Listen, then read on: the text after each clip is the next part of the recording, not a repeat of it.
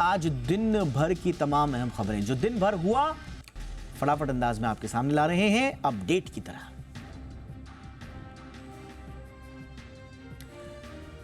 कुलगाम में सुरक्षा बलों ने मुठभेड़ में 3 आतंकियों को मार गिराया है। दक्षिण कश्मीर के कुलगाम के रेडवानी इलाके में आतंकियों और सुरक्षा बलों के बीच मुठभेड़ हुई, जिसमें 2 आतंकवादी ढेर हो गए। इसमें एक आतंकी लश्कर तैयबा का टॉप कमांडर बसित अहमद डार था। बासित डार ए श्रेणी का आतंकवादी था, 2021 से सक्रिय था। श्रीनगर और दक्षिण कश्मीर में सुरक्षा बलों और अल्पसंख्यक सदस्यों पर हमले सहित 18 से ज्यादा मामलों में वो शामिल था। सलमान खान के घर के सामने फायरिंग के मामले में आज राजस्थान से 5वां आरोपी भी पकड़ा गया।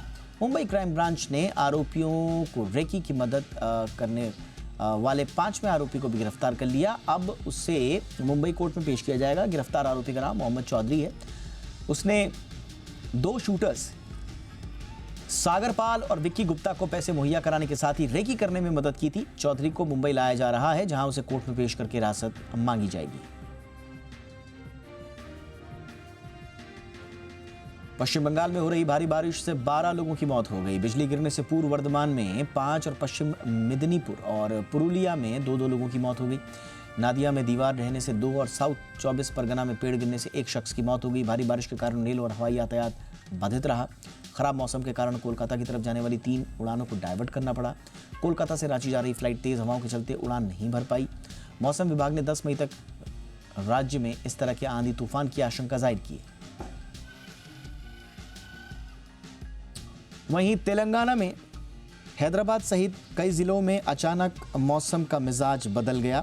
तेज हवाओं के साथ वहां भारी बारिश हुई। हैदराबाद, कुकटपल्ली, केपीएचबी और मूसापेट जैसे इलाकों में भारी बारिश हो रही है, जबकि बालानगर, फतेहनगर, सनत नगर में भी बारिश की खबर है। वहीं कुछ इलाकों में तूफान की भी खबर है। जुबली हिल्स और बंजारा हिल्स में भारी हवाएं चलने से पेड़ और होर्डिंग्स उखड़ गए।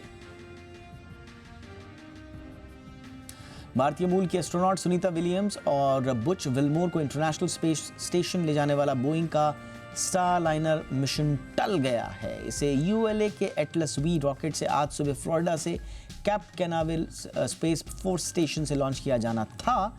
रॉकेट का ऑक्सीजन रिलीफ वॉल्व में आई समस्या के कारण मिशन को टाल दिया गया। टीम ने मिशन को लॉन्च से 2 घंटे 1 मिनट पहले इसे टालने का फैसला किया। बोइंग ने बताया कि डेटा एनालिसिस करने के बाद अब अगला लॉन्च 10 मई को हो सकता है।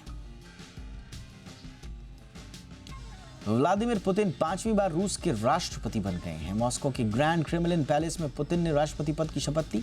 शपथ के बाद पुतिन ने कहा कि वो और मजबूत होंगे।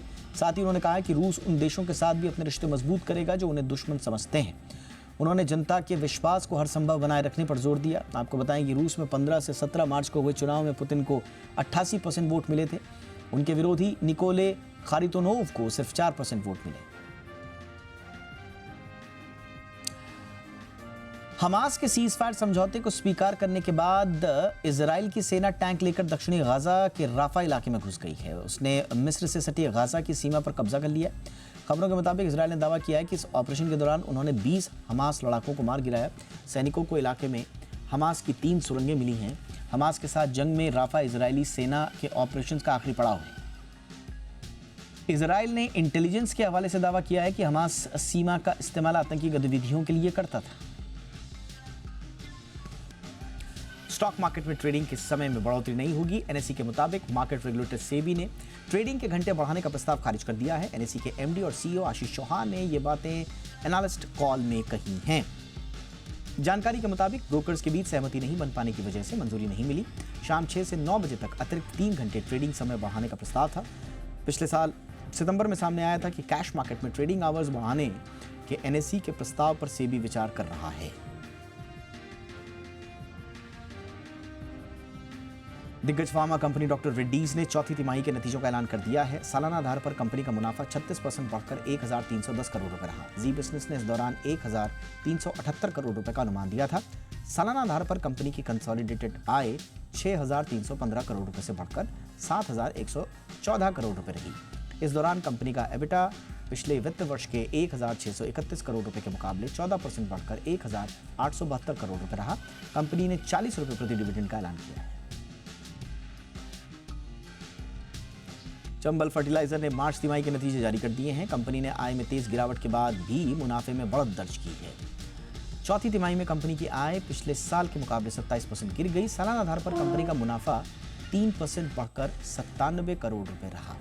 जी बिजनेस ने इस दौरान 109 करोड़ रुपए मुनाफे का अनुमान दिया था। सालाना आधार पर कंपनी की कंसोलिडेटेड आय 3,598 करोड़ रुपए घटकर 2,643 करोड़ रुपए रही। कंपनी ने 3 रुपए प्रति डिविडेंड का ऐलान किया। पिडिलाइट इंडस्ट्री ने जनवरी मार्च तिमाही के दौरान अनुमान से कमजोर नतीजे पेश किए हैं। सालाना आधार पर कंपनी का कंसोलिडेटेड मुनाफा 286 करोड़ रुपए से बढ़कर 301 करोड़ रुपए रहा। जी बिजनेस ने इस दौरान 425 करोड़ रुपए के मुनाफे का अनुमान दिया था। सालाना आधार पर कंपनी की कंसोलिडेटेड आय 2,689 करोड़ रुपए से बढ़कर 2,902 करोड़ रुपए रही। कंपनी ने 16 रुपए प्रति शेयर डिविडेंड का ऐलान भी किया है। वोल्टास का जनवरी मार्च तिमाही में मुनाफा सालाना आधार पर करीब 23% घटकर 116 करोड़ रुपए रहा। पिछले साल इसी दौरान कंपनी का कंसोलिडेटेड मुनाफा 143 करोड़ रुपए रहा था।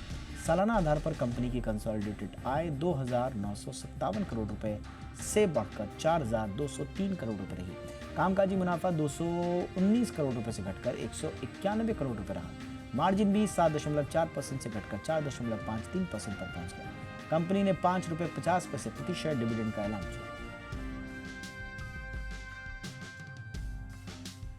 आईजीएल यानी कि इंद्रप्रस्थ गैस ने आज अपनी मार्च तिमाही के नतीजों का ऐलान किया। तिमाही आधार पर कंपनी के मुनाफे में 2% से ज्यादा गिरावट देखने को मिली है। तिमाही आधार पर मुनाफा 392 करोड़ रुपए से घटकर 383 करोड़ रुपए रहा। तिमाही आधार पर कंपनी की आय 3,556 करोड़ रुपए से बढ़कर 3,596 करोड़ रुपए रही।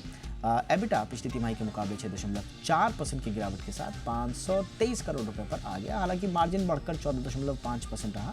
आईजीएल ने 5 रुपए प्रति शेयर डिविडेंड का ऐलान किया। हेल्थ केयर सेक्टर में डिजिटल सर्विस देने वाली कंपनी इंडजीन का आईपीओ दूसरे दिन तक 7.25 गुना से ज्यादा भरा है। ये आईपीओ 8 मई यानी कल बंद होगा। 1,842 करोड़ रुपए के इस आईपीओ के लिए प्राइस बैंड 430 से 452 रुपए प्रति शेयर तय किया गया है। इसका लॉट साइज 33 शेयरों का है, यानी निवेशकों को कम से कम 14,916 रुपए लगाने होंगे। जी बिजनेस के मैनेजिंग डायरेक्टर अनिल सिंघवी ने बड़े लिस्टिंग गेन और लंबी अवधि के लिए पैसे लगाने की सलाह दी है।